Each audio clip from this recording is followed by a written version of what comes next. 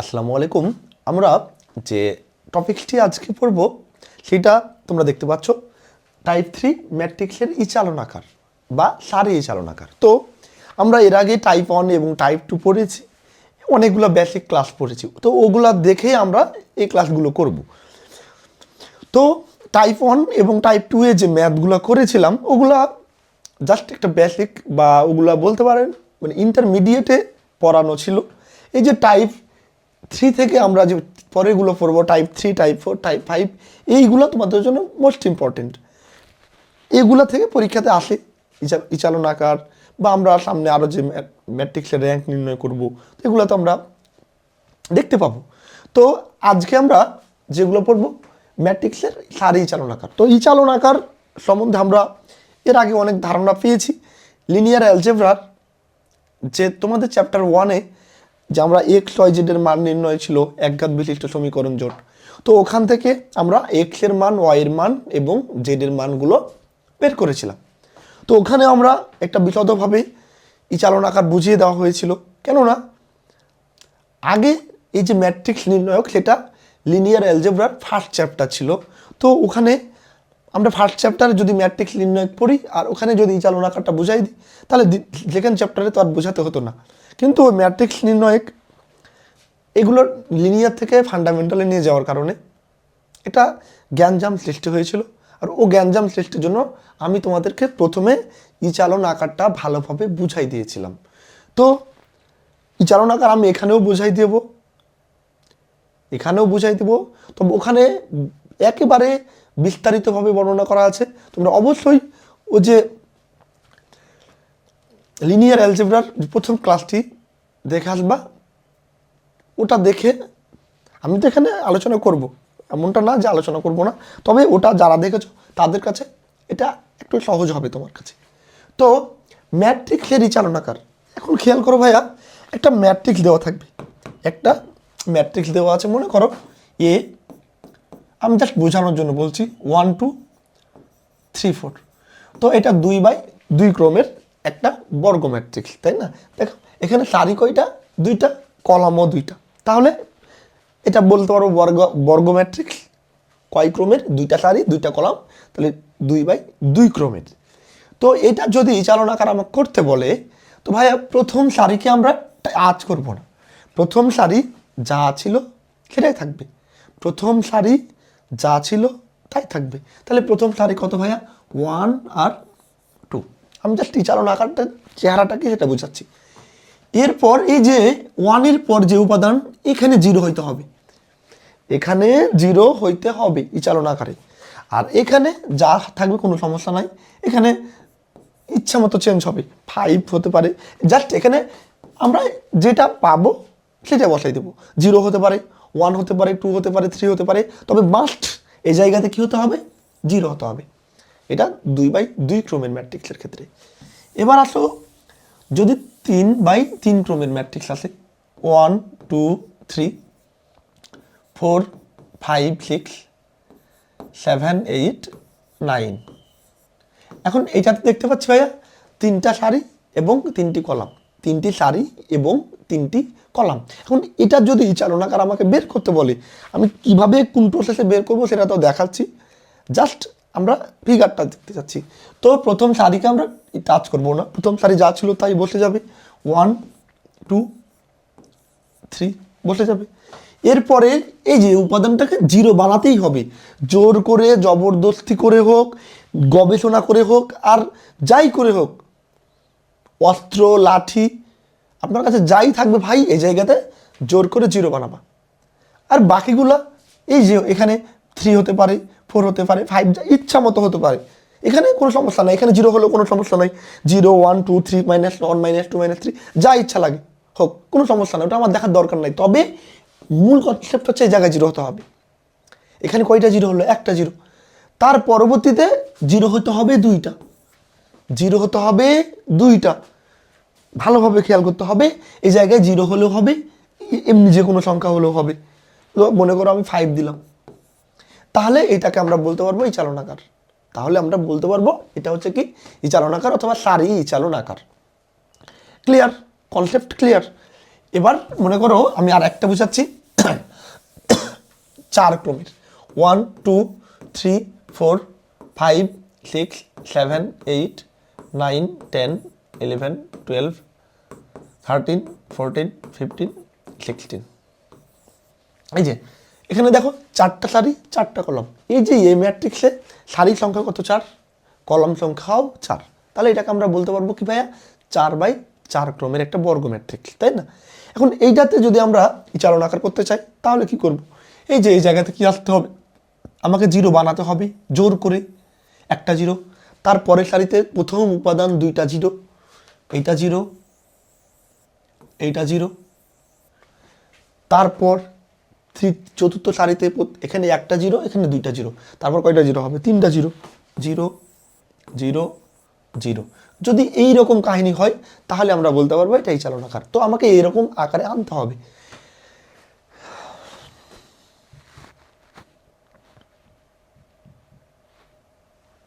এরকম আকারে আনতে হবে। তো আমার যে প্রশ্ন, এ ম্যাট্রিক্সটির এই চালনাকার নির্ণয় করো, এই ম্যাট্রিক্সটির এই চালনাকার নির্ণয় করো। তো খেয়াল করো আমরা কি প্রদত্ত ম্যাট্রিক্স আকারে লিখলাম, এ সমান হচ্ছে কত ভাইয়া 2 1 3, তারপরে -1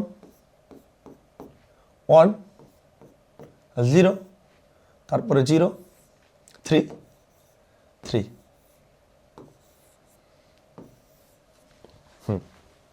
তো এই জায়গাতে আমাদের কাজ কি? আমাদের কাজ হচ্ছে এই প্রথম সারিকে স্পর্শ করবো না, প্রথম সারি যা আছে তা থেকে যাবে, প্রত্যেকটা নিয়মে একই। তাহলে আমরা কি ভাইয়া 2 1 2 1 3 বসাই দিলাম। এখন আমার টার্গেট হচ্ছে কি ভাইয়া এই জায়গাতে 0 বানানো, এই যে এই বান্দাকে 0 বানানো, -1 বান্দাকে আমরা ধান্দা করে 0 বানাবো। তো 0 কেমনে বানাবো ভাই, 0 কেমনে বানাবো? তো দেখো 2x আর 3x আমরা তো এগুলো পড়েছিলাম, তাই না? এখন এই 1 নম্বর, এটা 1 নম্বর সমীকরণ, যদিও সমীকরণ নয়, এখানে আরো y সংখ্যা এগুলো থাকতো, তাই না? এখন এই যে এই দুটাকে সমান করার জন্য 1 নম্বরকে নিচের সংখ্যাটা দ্বারা গুণ করতে হয়। এর মনে করো 1 আর এটা 2, তাহলে 1 গুণিত কত 3, তারপর -2 গুণিত 2, তাই না? মানে এই 1 নম্বরকে নিচেরটা সংখ্যা দ্বারা আর নিচেরটাকে উপরটা দ্বারা গুণ করলেই সমান চলে আসে। তো এই জায়গাতে আমরা সেম একই কাজ করব, কি খেয়াল করো, আমরা এইটার সাথে এইটা নিব, তাই না? এখন এই জায়গাতে 0 বানাতে চাই, এই জায়গাতে যদি আমরা 0 বানাতে চাই, খেয়াল করো ভাইয়া, এ কে আমি 2 দ্বারা গুণ করব, তাই না? এ কে আমি কত 2 দ্বারা গুণ করব। তো 2 দ্বারা যদি গুণ করি তাহলে 1 আর 2 গুণ করলে কত, 2 1 কে 2, 2 আর সামনে কি ভাইয়া মাইনাস, তাহলে -2 পাচ্ছি। তো ওই -2 এর সাথে আমি যদি ওটা যোগ করি তাহলে তো 0 চলে আসে, তাই না? খেয়াল করো 2x আর x। এখন চিন্তা করো, এটা 1 নম্বর, এটা 2 নম্বর। এখন 1 নম্বরকে আমি যদি 2 দ্বারা গুণ করি তাহলে কত পাই ভাই 2x। তো 2x আর 2x, এবার বলো 2x আর 2x কি করলে কাটে, যোগ না বিয়োগ? 2x আর 2x বিয়োগ করলে কেটে যায়, তাই না? তো সিম্পল একটা জিনিস। তাহলে এই জায়গাতে আমরা এই জায়গা থেকে করব r'2, নতুন যে একটা আমরা এই পাশে এভাবে লিখতে হয়, r'2 সমান, এই জায়গাতে আমরা 0 বানাতে চাচ্ছি না, এর জন্য r'2 হলো, যে জায়গাতে 0 বানাবো সেটা প্রাইম দিব। তাহলে r'2 সমান, একে কত দ্বারা গুণ করব, একে গুণ করব ওপরটার দ্বারা। উপরে কত আছে ভাইয়া 2, উপরে আছে 2, তাহলে 2 r'2, আর যেহেতু এখানে মাইনাস আছে তাহলে আমরা প্লাস করলে কাটবে, আর একে কোনো কিছু মানে একে গুণ করার আর দরকার নেই, তাই না? এখন এটা হবে কি খালি r1। চিন্তা করো 3x আর 5x যদি এরকম থাকে, তাহলে 1 নম্বরকে কত দ্বারা গুণ করব, 5 দ্বারা, তাই না? আর এইটাকে কত দ্বারা গুণ করব, 3 দ্বারা। এই উপরেরটাকে গুণ করতে হয় নিচেরটা দ্বারা, নিচেরটাকে গুণ করতে হয় ওপরেরটা দ্বারা, দেন সমান হয়ে যায়। কিন্তু এখন চিন্তা করো এই জায়গাতে খালি এক্স আছে, তাহলে এইটাকে কিছু দ্বারা গুণ করার দরকার নেই, বাট এই 2 নম্বরকে কত দ্বারা গুণ করবো? 3 দ্বারা গুণ করবো। এইটুকু জাস্ট, এগুলো তোমরা পারো। তো আমরা এর আগের ক্লাসে দেখেছি। এখন একে আমরা গুণ করবো কত দ্বারা, মানে এই যে জাস্ট এই ক্যালকুলেশনটুকু করবো। তো একে আমরা যদি 2 দ্বারা গুণ করি তাহলে পাই -2 প্লাস r1 হচ্ছে কত 2। এবার যদি গুণ করি তাহলে পাই 0, যোগ বিয়োগ করলে কত পাই 0। এই সূত্র অনুযায়ী r2কে 2 দ্বারা গুণ, তাহলে একে আমরা 2 দ্বারা যদি গুণ করি তাহলে 2 একে 2, সূত্রের প্লাস আর এই উপরের 1, তাহলে 2 আর 1 যোগ করলে পাই কত ভাইয়া 3। একই নিয়মে এই 0 এর সাথে আমরা 2 গুণ করব, 0 আর 2 গুণ করলে কত হয় 0, 0 আর 3 যোগ করলে 3। আর আমার টার্গেট হচ্ছে এই জায়গায় 0 বানানো, এই জায়গায় 0 বানানো হয়ে গেছে। এখন টার্গেট হচ্ছে আমার এই জায়গায় 0 বানানো, কিন্তু দেখো আমাদের 0 এখান থেকে আগে থেকে হয়ে যাচ্ছে। আমাদের টার্গেট ছিল এই জায়গাতে ধরে মানে আমরা 0 বানাতে হবে ভাই। তো 0 বানাতে গিয়ে দেখছি এই জায়গাতে 0 আগে থেকে হয়ে আছে, তাহলে কি তোমার সুবিধাটুকু তুমি নিতে পারবা। তাহলে আমরা ওটাকে রেখে দিলাম 0 3 3, কারণ আমার 0 দরকার ছিল, 0 তো আছেই। তাহলে আমরা এটা পাইলাম। এবার আমরা ভাই এই জায়গায় 0 হলো, এই জায়গায় 0 হলো, এই জায়গায় যদি 0 চলে আসে তাহলে আমার কাহিনী শেষ। এই জায়গায় 0 আসলেই আমার কাহিনী শেষ। তাহলে আমি কি করব, এবার এই প্রথম 2টা সারিকে আর টাচ করব না, কারণ আমার টার্গেট হচ্ছে এই জায়গায় 0 বানানো। তাহলে আমি প্রথম 2টা সারিকে লিখে দিলাম 2 1 3 0 3 3। এখন তুমি চিন্তা করো ভাইয়া, এইটা আর এইটা কি করলে 0 হয়? আমার টার্গেট তো এই জায়গায় 0 বানানো, তাই না? এই জায়গায় 0 বানানো। এখন তুমি যদি এটার সাথে এইটা নাও তাহলে কিন্তু ঝামেলায় পড়ে যাবা, এটা তো আমরা এর আগে দেখেছি, তাই না? এই 0 আর 2 যোগ করলে তো আপনি কি পাবা? 2 পাবা। 0 আর 2 যোগ করলে 2 পাবা, অথবা বিয়োগ করলে একটা মান পাবা, কিন্তু হয়তো এই 0 থাকবে না ভাই, এই 0 তো উড়ে যাবে। সেজন্য আমাদের কী করতে হবে, এই সবসময় এটার সাথে এটা নিতে হবে, মানে এখানে 0 বানানোর জন্য। তো এই 3 থেকে 3 বাদ দিলেই তো 0 হয়ে যায়, 3 থেকে 3 বাদ দিলেই তো 0 হয়ে যায়। তাহলে আমরা যে নতুন ইয়াটা পেলাম r'3, কারণ আমি 3 নম্বরে 0 বানাতে চাই, তাহলে এই r3 মাইনাস r2, মানে 3 নম্বর সারি থেকে আমরা যদি 2 নম্বর সারি বাদ দিই তাহলে এই জায়গায় 0 পেয়ে যাই, আর মানে রো যেটাকে বলা হয়। তাহলে দেখেন এই 0 থেকে 0 বাদ দিলে 0, 3 থেকে 3 বাদ দিলে 0, 3 থেকে 3 বাদ দিলে 0। এখন আমার টার্গেট কি ছিল, এই চালন রাখার মানে কি, এই জায়গায় 0 বানানো একটা আর এই জায়গাতে 2টা। আরে এখানে 0 হোক বা না হোক, আমরা তো বলেছি 0 হোক বা না হোক সেটা আমার দেখার দরকার নাই। আমার টার্গেট হচ্ছে প্রথম সারিকে রেখে দেবো, দ্বিতীয় সারির প্রথম উপাদানটাকে 0 বানাবো তাতে যেভাবেই হোক, আর তৃতীয় সারির প্রথম 2টাকে 0 বানানো যদি 3/3 ক্রমের ম্যাট্রিক্স হয়। আর বাকিগুলো 0 আসছে কি আসছে ওটা আমার দেখার দরকার নেই।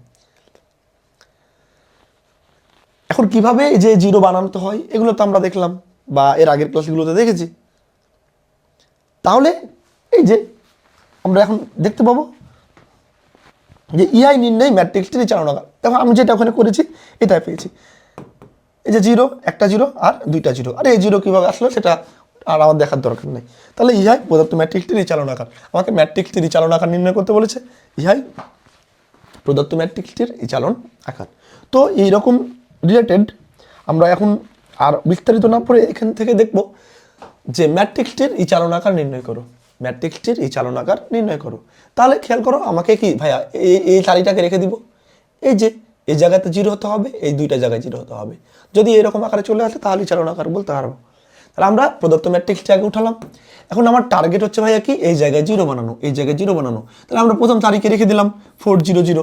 এখন এই জায়গাতে যদি আমি 0 বানাতে চাই, এই যে এটার সাথে এটা সম্পর্ক নেব, এটার সাথে এই জায়গাতে 0 বানাতে চাই, তাহলে কি r'2 সমান।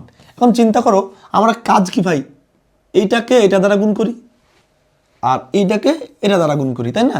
এখন একে কত দ্বারা গুণ করব, একে গুণ করব ওপরেরটা দ্বারা, একে গুণ করব ওপরে আছে কত 4, তাহলে এই r2কে কত দ্বারা গুণ করছে 4 দ্বারা, তাহলে 4 r2। এবার এটা যেহেতু দুটোই প্লাস তাহলে আমরা বিয়োগ করলে 0 হয়, তাই না? এবার একে গুণ করলাম উপরটার দ্বারা, এবার একে গুণ করবো নিচের দ্বারা, নিচে 1 আছে, তাহলে 1 দ্বারা আমি যদি R1 কে গুণ করি 1R1 মানে R1। তাহলে যে নতুন থিওরিটা পাচ্ছি এই যে R'2 সমান 4R2 মাইনাস R1। একইভাবে আমরা এখানে 0 পাইলাম এই সূত্র দিয়ে আমরা এখানে 0 পেয়ে নিলাম। আচ্ছা আমি এখানে 0টা কীভাবে আসছে দেখাই দিই। তাহলে চিন্তা করো একে আমরা কত দ্বারা গুণ করব? একে গুণ করব 4 দ্বারা। তাহলে একে আমরা যদি 4 দ্বারা গুণ করি তাহলে 4 একে 4 আর যে মাইনাস আর এই যে 4 না R1 থেকে যাবে, 1 এর সাথে R1 গুণ করলেই তো 1 R1 হয়, তাই না? এবার 4 থেকে 4 বাদ দিলে ভাইয়া 0। একে যদি আমরা 3 দ্বারা গুণ করি তাহলে 3 4 12 মাইনাস উপরেরটা কত 0, তো 12 থেকে 0 বাদ দিলে পাবো কত 12।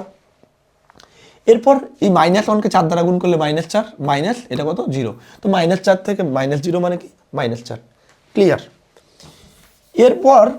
এরপর আমরা এই জায়গাতে 0 বানাতে চাই, মানে আমাদের টার্গেট হচ্ছে আগে প্রথমে এইটা আর এটা এই দুইটা বানাতে পারবো, দেন এটা বানাতে পারবো। তো আমরা যখন এটা নিব তো চিন্তা করো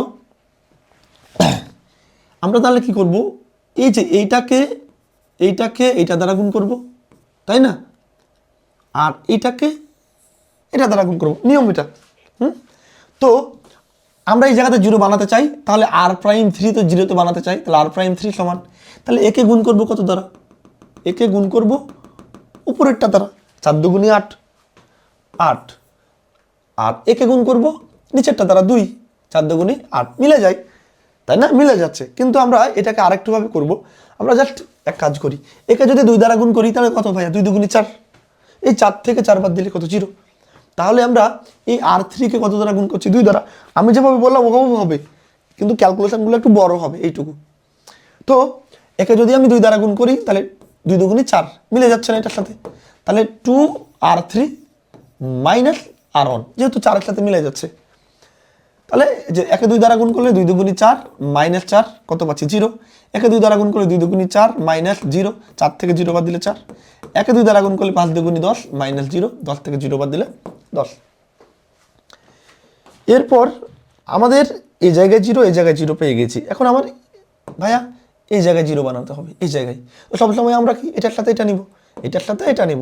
এখন আমরা যদি একে এই জায়গায় 0 বানাতে চাই তাহলে R'3 নতুন যে পরে পাবো R'3 সমান, খেয়াল করে এই জায়গায় আমরা 0 বানাতে চাই ভাইয়া 4 আছে, এখন এটার মতো যদি আমরা করতে চাই একে 3 দ্বারা যদি গুণ করি তাহলে 3 4 কত 12 12 12 মিলে যাচ্ছে, তাহলে একে কত দ্বারা গুণ করব 3 দ্বারা, তাহলে 3R3 আমি যদি 3 দ্বারা গুণ করি 3 4 12 পেয়ে যাই, তো 12 পেয়ে গেলাম, আর উপরে তো 12 আছে, তাহলে তো আমরা 12 থেকে 12 মানে কি এটা কোনো কিছু কাজ করতে হচ্ছে না, তাহলে বিয়োগ R2। আশা করি ক্লিয়ার। ওই যে আমি তোমাকে বললাম না যে এই 12 থেকে 4 তাহলে এটাকে গুণ করবো নিচেরটা দ্বারা, নিচেরটাকে উপরেরটা দ্বারা, ওভাবে করলে হবে, একটু বড় হবে একটু। তাহলে আমরা এবার যদি একটু ক্যালকুলেশনটা করি